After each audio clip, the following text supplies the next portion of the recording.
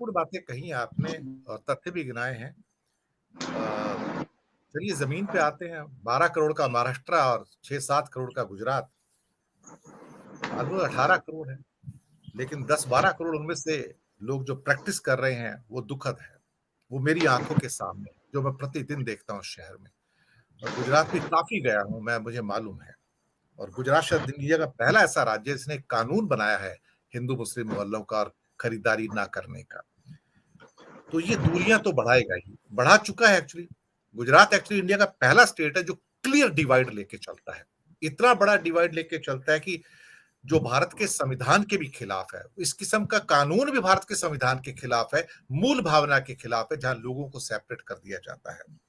लेकिन ये गेटवाइजेशन ये एक सच्चाई है। नफरत जिस ढंग से फैलाई जाती है वो भी एक सच्चाई है। जिस ढंग से महाराष्ट्र में हिंदू सकल समाज रोज घृणा फैलाता है और कोई एक्शन नहीं होता। 50 से ऊपर सुना उनकी रैली हो गई है, कोई एक्शन नहीं है, कोई एफआईआर नहीं है, ये सच्चाई है। जैन समाज के द्वारा दूसरों को मकान किराए पे और बेचने का जो ना निर्णय है वो भी है उसके अंदर। वेजिटेरियन के बेस में भी है। आपकी प्रतिक्रिया चाहूंगा गिरीश जोशी जी। आप तो जिसे क्या कहते हैं कि बिल्कुल वहां से आते हैं जहां पर ये चीजें प्रैक्टिस हो रही हैं। मुंबई में प्रैक्टिस हो रही है, मैं देख रहा हूं उसको, तो हम लोग भुक्तभोगी हैं उसके। आपका क्या कहना है इस बारे में? ये जो हो रहा है ये देश के लिए तो ठीक नहीं है। गिरीश भाई। वोरा साहब, बिल्कुल आपने सही कहा। ये गुजरात में जो लागू है इसको अशांत धारा कहते हैं। वो डिस्टर्ब एरिया रेगुलेशन है। उसमें एक ही कॉम नहीं, नॉन हिंदू अगर है तो वो अगर वहां पे लेता है तो उसकी रजिस्ट्री नहीं होगी जब तक कलेक्टर उसको सर्टिफाई नहीं करता है। तो आपको एक मैं लाइव केस दे दूं। हमारे बहुत ही अच्छे मित्र हैं, वो पारसी हैं। उन्होंने एक बिल्डिंग का कॉन्ट्रैक्ट लिया था। बिल्डिंग बना देने के बाद कोरोना आ गया तो कॉन्ट्रैक्टर के पास पैसे नहीं थे। उन्होंने उनको 2 फ्लैट लिख के दे दिए। अब वो फ्लैट रजिस्ट्री नहीं हो रहे हैं क्योंकि वो अशांत धारा में आ जाते हैं। He is a non Hindu. तो क्लासिफिकेशन इतना भी तो नहीं है कि पारसी कौम कैसे अशांत धारा में आ सकती है, लेकिन वो क्योंकि कानून है तो एवरीबडी इज फॉलोइंग दैट। और दूसरा मैं आपको एक अजीब सा किस्सा बताऊं कि ये जो डिस्टर्बेंस बता रहे हैं, ये डिस्टर्बेंस सिटीज तक ही लिमिटेड है जहां पे बहुत ज्यादा प्रोपोगंडा होता है। आप जिस इलाके से मैं आता हूं, कच्छ डिस्ट्रिक्ट में, वो इलाका बॉर्डर एरिया रहा। और वहां का अगर आप लॉजिस्टिक्स देखें तो जो महाराव ऑफ कच्छ थे उन्होंने पहले ही सारी कौम की डिस्टेंस 50 किलोमीटर पे उनकी बसाहट कर दी थी। और किनारे जो थे उस पे सारे के सारे, मतलब क्योंकि सबसे पहले 500 साल पहले शिप बिल्डिंग और शिप का अगर मरीन का बिजनेस किसी ने शुरू किया वो कच्छ के महाराव थे। तो उनका गुजरात से न लैंग्वेज मिलता है, न खाना मिलता है, न उनका पूरा रिश्ते। तो वहां पे काफी कोशिश हुई थी, लेकिन क्योंकि वो ताना बाना ऐसा है, वहां पे 1786 में एक राजा आए थे, वो राजपूत थे, लेकिन उनको कुछ ऐसा हो गया कि सारों पूरा कच्छ को हम मुसलमान बना देंगे।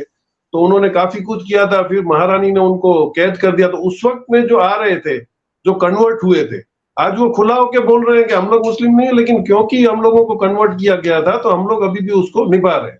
तो हम अगर उसके राजा को कुछ बोलेंगे तो बोलेंगे ऐसा मत बोलो, वो हमारे परदादा थे। तो ये जो ताना बाना है इसको इतना जल्दी तोड़ा जाना बहुत मुश्किल है। तो सिटीज में ये प्रोपोगंडा होता है। और आप जैसे बोल रहे हो कि कोई रिएक्ट नहीं करता है, तो इसका रीजन क्या है कि अगर कोई भी पुलिस में कस्टोडियल डेथ हो जाता है तो उसकी इतनी सारी हाईलाइट होती है। इसके पीछे रीजन होता है एक साइको फियर क्रिएट करने का, कि अगर आपको पुलिस उठा के ले जाएगी तो शायद आप वापस नहीं आओ। यही पोजीशन आपके सारे जो डिस्टर्ब स्टेट्स हैं बड़े उसमें हो रहा है, जहां पे ये क्लियर मैसेज भेजना है। लेकिन टेंशन की, दुख की बात यह है कि हम कितने वनरेबल हैं। हमारे यहाँ किसी दिन अपने बाबा साहब आम्बेडकर की स्टैच्यू पे से कोई उनके स्पैक्स निकाल के चला गया, राइट्स हो गए। तो मरी हुई गाय, मरा हुआ सुअर, ये सब हमारे इतने अच्छे इंस्ट्रूमेंट्स हैं कि हमको आर्म्स की जरूरत ही नहीं है। हम किसी भी सोसाइटी में आग लगा सकते। लेकिन ये सोच कब बढ़ेगी? तो मेरे को बहुत ही अच्छा एक इंसिडेंट याद आ रहा है कि केरला में जब 2 सीटें भाजपा को आई थी, तब इनके चीफ मिनिस्टर से किसी रिपोर्टर ने पूछा कि सर आप क्या बोलते हो? तो उन्होंने बोला शायद हमको एजुकेशन पे और थोड़ा ध्यान देना पड़ेगा। तो मतलब ये था कि कहीं पे एजुकेशन कम है तो ये 2 सीटें आ गई हैं। तो ये रीजन हो रहा है कि जब तक पब्लिक में अवेयरनेस नहीं आएगी, आपको एजुकेशन ही बढ़ाना पड़ेगा। तो आप 80 करोड़ को जो राशन दे रहे हैं उसके पीछे दे ही है कि वो खाएं पिए, और जब आपको जरूरत पड़ेगी तो आप उनका इस्तेमाल करोगे, क्योंकि बेसिक एजुकेशन है नहीं। तो एक बहुत अच्छा शायर ने किसी ने लिखा था कि पहले राजनीति में भी मोहब्बत हुआ करती थी, आजकल तो मोहब्बत में भी राजनीति होने लगी है। आप अलग कास्ट में शादी नहीं कर सकते हैं, अगर वहां हो गया तो ये पहुंच जाते हैं झंडा लेके। अब 18 साल के ऊपर कॉन्स्टिट्यूशन आपको अधिकार देता है कि आपको शादी करनी है, आपको कोई रोक नहीं सकता है। लेकिन अभी जो एक्सटर्नल फोर्सेस हैं, और अभी लास्ट इलेक्शन जब हुए तब कुछ मुस्लिम बहुल एरिया में मैं गया था, जब ये असदुद्दीन ओवैसी वहां पे आए थे, तो मैं किसी वो सोशल वर्करों से बात कर रहा था, तो उन्होंने बोला वोट तो हम भाजपा को ही देंगे। मैंने बोला ऐसा क्यों?